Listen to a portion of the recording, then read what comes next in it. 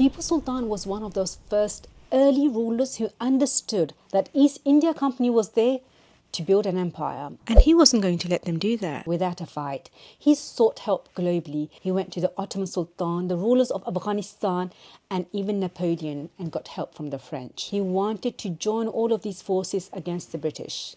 But unfortunately, that didn't really happen. Mysore didn't have a very good relationship with the Marathas and the Nizam of Hyderabad, but they had a peace treaty.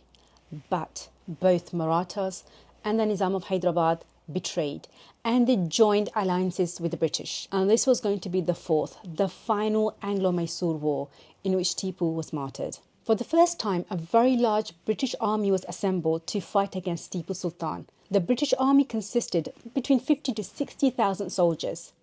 Only about 6,000 or 7,000 were British.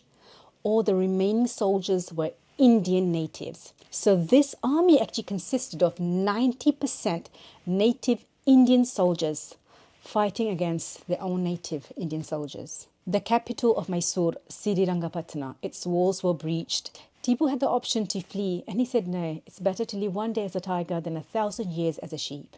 Tipu meant every word he said. He fought unto his last breath, and when his body was found, the sword was still in his hand. And would you believe, even the British soldiers who didn't like him, they saluted him, because even his enemies respected his courage. Tipu Sultan wasn't perfect, like most of us, but he was one of those first rulers to understand British colonialism. He resisted it and fought against it with everything he had. He became a symbol of courage, resistance, and innovation.